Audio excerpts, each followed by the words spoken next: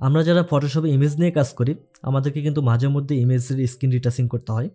তো স্ক্রিন রিটাচিংয়ের জন্য আমরা মিক্সার ব্রাশগুলো ইউজ করি এবং এখানে অনেক সময় নিয়ে একটু একটু একটু একটু করে মিক্স করতে হয় ব্রাশ করে। তো এতে করে কি হয়, আমরা যারা এক্সপার্ট না আমাদের রিটাচিং তো হয় না, উল্টো আমাদের ফেসটা নষ্ট হয়ে যায়। তো এই জন্য আমি এমন একটা প্লাগিংয়ের সাথে পরিচয় করে দিব যেটার মাধ্যমে আপনি কয়েকটা ক্লিকের মাধ্যমে যে কোনো স্ক্রিন রিটাচিং করে ফেলতে পারবেন। তো প্লাগিংটা পেয়ে যাবেন আমাদের ফেসবুক গ্রুপে এবং এটা আনজিপ করার জন্য একটা পাসওয়ার্ড প্রয়োজন হবে। পাসওয়ার্ডটা পেয়ে যাবেন আমাদের ভিডিওতে এবং কীভাবে এটা ইনস্টল করবেন সেই বিষয়টা আমি দেখাবো, পুরো ভিডিও দেখতে থাকেন। তো প্রথমে হচ্ছে আমরা ফটোশপে চলে যাব। আমরা ফটোশপে চলে যাচ্ছি। এখান থেকে ফটোশপ গিয়ে আমরা আমাদের ইমেজটা ওপেন করব। ওকে, এটা হচ্ছে আমাদের র একটা ইমেজ। এখানে দেখেন এটা কিন্তু কোনো রিটাচিং করা হয় নাই।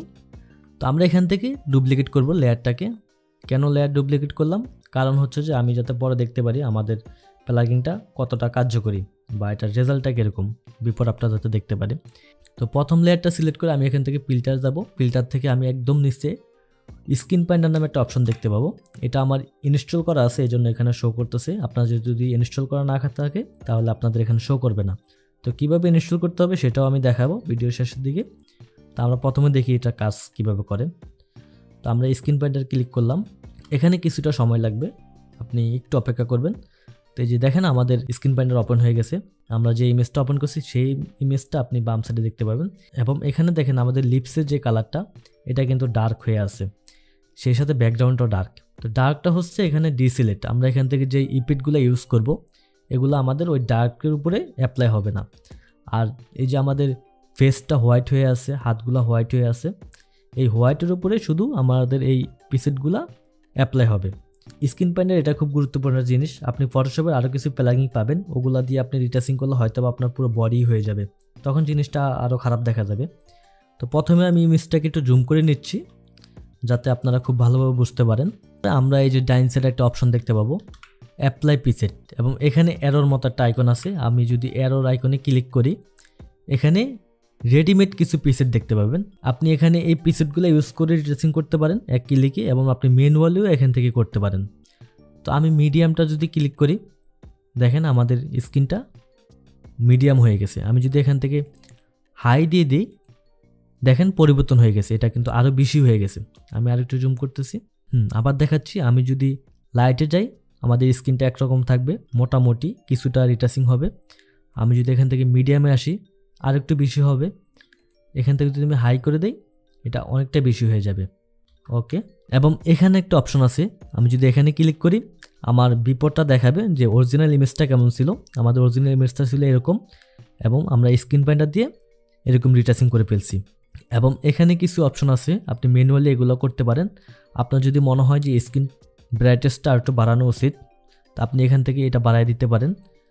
দেখছেন যে আমাদের স্ক্রিনটা আরও বেশি উজ্জ্বল হয়ে গেছে। তা আমার এটা খুব প্রয়োজন নাই, আমি এটাকে ডাবল ক্লিক করলাম, এটা রিসেট হয়ে যাবে ডাবল ক্লিক করলে। এবং এখানে যে সিচুয়েশনটা এটা হচ্ছে যে আপনার স্ক্রিন যদি মনে হয় আরেকটু রেড কালার করা উচিত আপনি এখান থেকে এটা বাড়াবেন, তাহলে আপনার স্ক্রিনটা রেড কালার হয়ে যাবে। এবং আপনার যদি মনে হয় যে আপনার স্ক্রিনে রেডটা বেশি তাহলে আপনি এটাকে একটু ডাউন করে দিবেন। আমি এটাকে ডাবল ক্লিক করে রিসেট করে দিচ্ছি।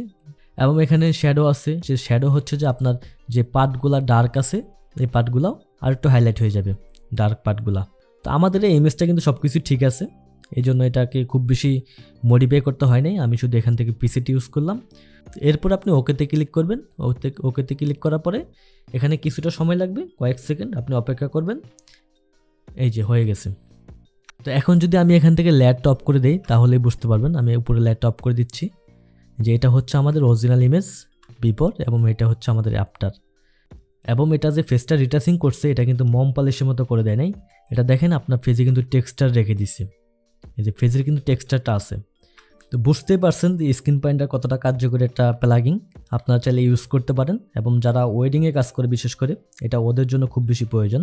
তো এখন আসি যে আমরা স্ক্রিন পাইন্ডার কীভাবে ইনস্টল করব সেই বিষয়ে। তার আগে বলে নেই আপনি স্ক্রিন পাইন্ডারটা পাবেন আমাদের ফেসবুক গ্রুপে, ডেসক্রিপশনে লিঙ্ক দেওয়া আছে। তো ওখান থেকে ডাউনলোড করার পরে আপনি এটাকে আনজিপ করবেন। আনজিপ করার পরে আপনি এরকম একটা টেক্সট ফাইল দেখতে পাবেন, এটা ডাবল ক্লিক করবেন এবং এখানে বাংলাতেই বলা আছে যে কীভাবে এটা ইনস্টল করতে হবে। প্রথম হচ্ছে যে সবার প্রথমে ইন্টারনেট অফ করতে হবে এবং অ্যান্টিভাইরাস অফ করতে হবে। তো কীভাবে আমরা ইন্টারনেট অফ করব, আমরা এখান থেকে আমাদের যেই ইন্টারনেটের অপশনটা আছে, আমরা এখানে এটা ক্লিক করলেই আমাদের ইন্টারনেটটা অফ হয়ে যাবে। এরপরে হচ্ছে অ্যান্টিভাইরাস অফ করতে হবে। তো অ্যান্টিভাইরাস অফ করার জন্য আমরা এখানে সার্চ বারে আসবো, এখানে লিখব ভাইরাস। ভাইরাস লেখার পরে আপনার যে এখানে চলে আসবে ভাইরাস অ্যান্ড থ্রেট প্রোটেকশন, এটা ক্লিক করবেন। এখান থেকে ম্যানেজ সেটিংসে আসবো এবং এখানে যে কয়টা অপশন আছে আপনি সবগুলো অফ করে দিবেন। আমার এখানে এগুলো অফ করা আছে। তো এরপরে হচ্ছে সেটআপ ফাইলে ডাবল ক্লিক করে ইনস্টল করুন। আপনি স্ক্রিন ফাইন্ডার 5 যে ফোল্ডারটা আছে এখানে ডাবল ক্লিক করবেন এবং এখানে স্ক্রিন ফাইন্ডার EXE এরকম একটা ফাইল দেখতে পাবেন, এখানে আপনি ডাবল ক্লিক করবেন। আমার যেহেতু ইনস্টল করা আছে আমি ডাবল ক্লিক করতেছি না। এবং ডাবল ক্লিক করে ইনস্টলের শেষের দিকে আপনার সামনে একটা পপ আপ চলে আসবে যে লঞ্চ করার জন্য অ্যাপসটা। আপনি কিন্তু লঞ্চ করবেন না, আপনি ক্যান্সেল করে দেবেন। যে এখানে বলা আছে 4 নম্বরে লঞ্চ করবেন না, ঠিক আছে, আপনি লঞ্চ করবেন না। তো এরপর 5 নম্বর বলা হয়েছে যে ক্র্যাক ফোল্ডারের ভিতরে একটি ফাইল পাবেন, সেটা Ctrl+C দিয়ে কপি করুন। এই যে আপনি এখানে একটা ক্র্যাক নামে ফোল্ডার পাবেন, এই ফোল্ডারে একটা ফাইল পাবেন, এটাকে আপনি Ctrl+C দিয়ে কপি করবেন ক্লিক করে। তো এরপরে 7 নম্বর বলা হয়েছে যে স্ক্রিন পয়েন্টার লিখে সার্চ করুন। আপনি এখানে সার্চ বারে আসবেন, এখানে আসার পরে স্ক্রিন পয়েন্টার লিখবেন SK, যে আমার এখানে চলে আসছে। এবং 8 নম্বরে বলা হয়েছে স্ক্রিন পয়েন্টার লোগোতে রাইট পাশে ক্লিক করে ফাইল লোকেশন করুন। আপনি এটার রাইট পাশে ক্লিক করবেন, এই যে এখানে দেখতে পাচ্ছেন ওপেন ফাইল লোকেশন, আপনি এখানে ক্লিক করবেন। তো এরপরে 9 নম্বরে বলা হয়েছে স্ক্রিন পয়েন্টার লোগোতে রাইট ক্লিক করে ফাইল লোকেশন করুন। তো আমি এখানে ক্লিক করে আবার ফাইল লোকেশন করব। এবং এখানে বলা হয়েছে 10 নম্বরে Ctrl+V দিয়ে পেস্ট করুন। আমরা যেটা কপি করছি ওটাকে আমরা Ctrl+V দিয়ে এখানে পেস্ট করে দিব। তো Ctrl+V দেওয়ার পরে আপনার এখানে এরকম কয়েকটা অপশন দেখাবে, আপনি এখানে রিপ্লেস দি ফাইল এটা দিয়ে দিবেন। ওকে, এরপর আপনি ফটোশপ ওপেন করবেন এবং ফিল্টার থেকে স্ক্রিন পয়েন্টার প্লাগইনটা পেয়ে যাবেন। যদি আপনার ইনস্টল করার পর যদি প্লাগইনটা না আসে, আপনি একবার পিসিটাকে রিস্টার্ট করে নেবেন এখান থেকে।